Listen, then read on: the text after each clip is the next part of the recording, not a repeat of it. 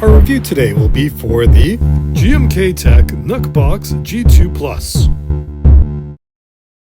Dexter's Reviews. Let's get to the unboxing. Disclaimer, GMKtek sent me this box to review. All opinions expressed in this video are my own. GMKtek does a really good job of packaging these PCs. I have two other GMKtek mini PCs that I purchased.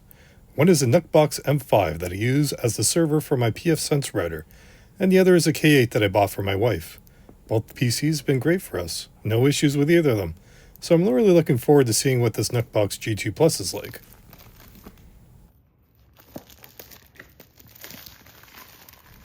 Finally got that plastic wrap off. Let's see what's inside. Oh, wow, nice. This is really nice looking PC. Green power button, 3 USB ports, 2 Ethernet ports, USB-C power.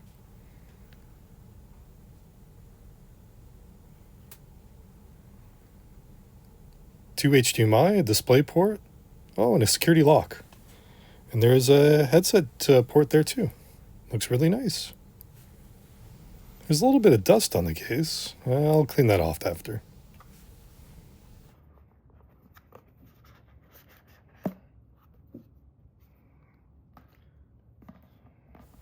This envelope should have the manual inside of it. I know from the other ones I've done, it's got a lot of languages in it. It's just really a basic setup guide. How to plug in the power port and set up your displays, stuff like that.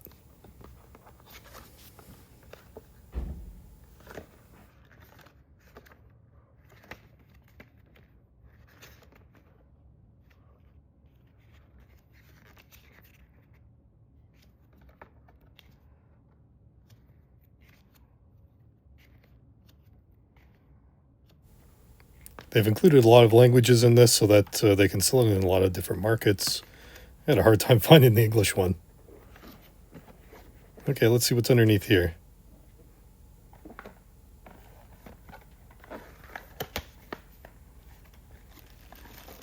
Oh, that's the VESA mount. I use this on my wife's PC. Comes in real handy. HDMI cable.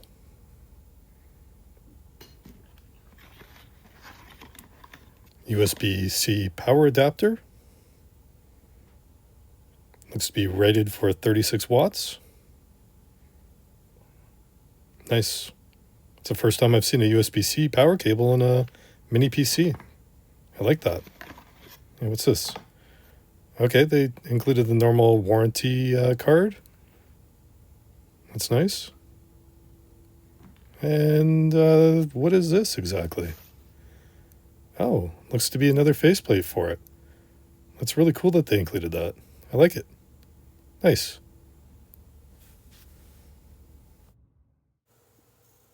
The GMKtek NucboxG2 Plus that we're looking at today has an Intel N150 CPU with Intel UHD graphics, 12 gigabytes of embedded DDR5 RAM, a 256 gigabyte M.2 SATA SSD, Wi-Fi 6, Bluetooth 5.2, dual 1 gigabit Ethernet ports, dual HDMI 4K at 60 Hz, and one DHCP 4K at 60 Hz. It also includes 3 USB 3.2 ports. Here's what Hardware Info 64 detects. LED BIOS settings. I really like that you're able to change the color of the LED. Let's go through all those color options. This is the blue. This is the red. And a green. Violet. Yellow. Not really so yellow though. White. A little more blue than white. Cyan. And yes, you can disable the LED if you want to. First boot. The following video was sped up at 2 times speed. I'm not really going to talk too much over this. Basically, you're going to see that it's a very simple setup.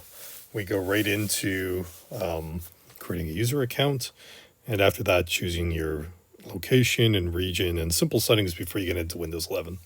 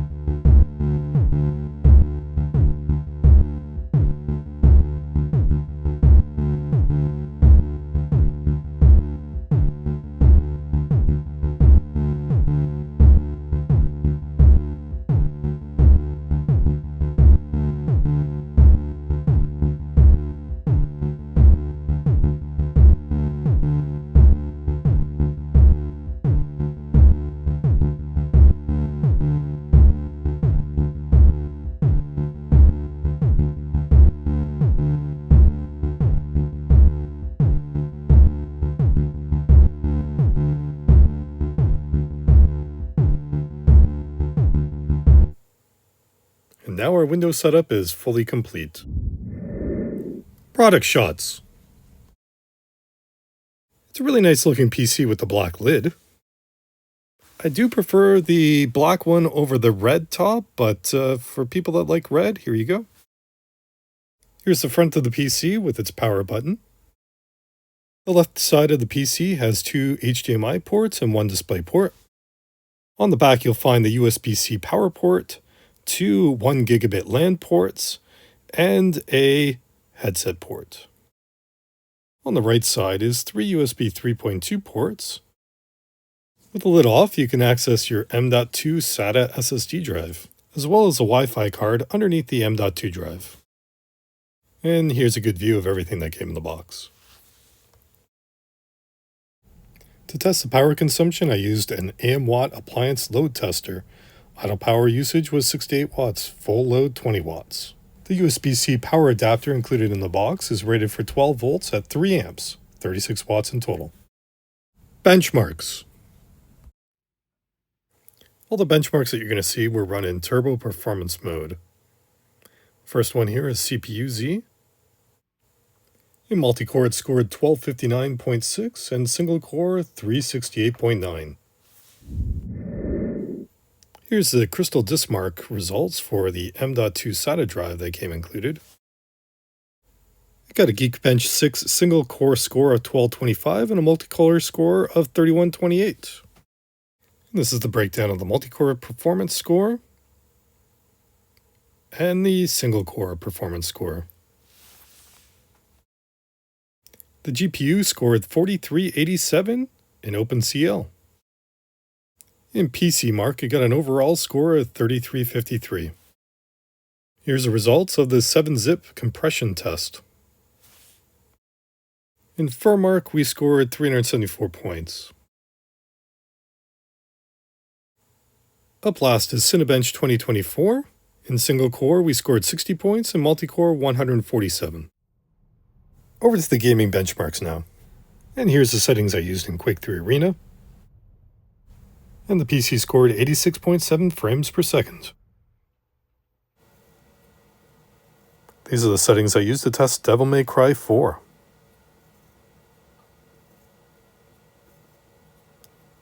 Benchmark results were actually pretty good with this one.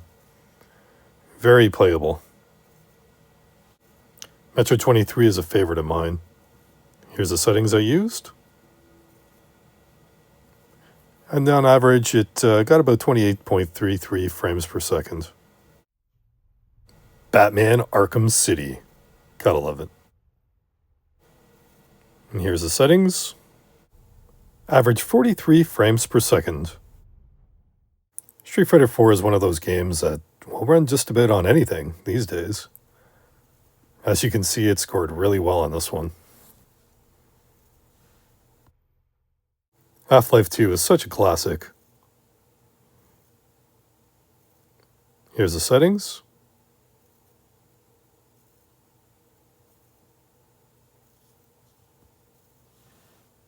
Easily scored 169 frames per second. In conclusion, let's go over some things that this mini PC does really well. It's a fully functional Windows 11 PC that includes everything you need to get it up and running straight out of the box. It's small, uses very little power, can drive 3 displays at 4K 60Hz, includes dual Ethernet for home labs and office environments. The SATA M2 drive is fast enough to run all apps at decent speeds. This mini PC would work really well in an office or home lab. Having dual NICs and being able to drive 2 displays at the same time opens up a lot of possibilities in both scenarios. Many businesses require more than one LAN. Home labs are typically a single LAN, but the higher-end home labs might use 2 to separate LAN traffic between internal and external traffic or for LAN redundancy purposes. For many people, this PC would make a lot more sense than purchasing a Raspberry Pi, especially when you add all the accessories you need to purchase to get a Pi to match the capabilities of this box. I currently have 2 Pi 3s and plan to buy a Pi 4 during COVID, but the price increases and low availability drove me away from buying one. Now that I've used this box, I don't think I'd ever want to buy a Raspberry Pi again.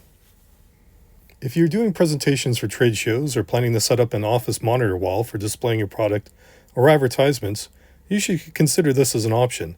It has more than enough power to handle this kind of workload. For home users, this PC makes a lot of sense as a streaming device hooked up to your living room TV. I tested streaming from Netflix, Disney+, YouTube, an Xbox Series X, a PS5, and my main desktop PC using Steam. Everything worked as expected. For people who mainly use a PC to do banking or office applications, scripting, or application programming, you'll find this PC will do all those things easily. For info on where to purchase this PC, please check the included links below the video. Thanks for watching. If you have any questions about this PC that I didn't answer in the video, please post them below. I'm considering doing a few more follow-up short videos on this PC in the near future. So any questions you might have, I'll try to answer in the comments, or I'll create a video if it'll help.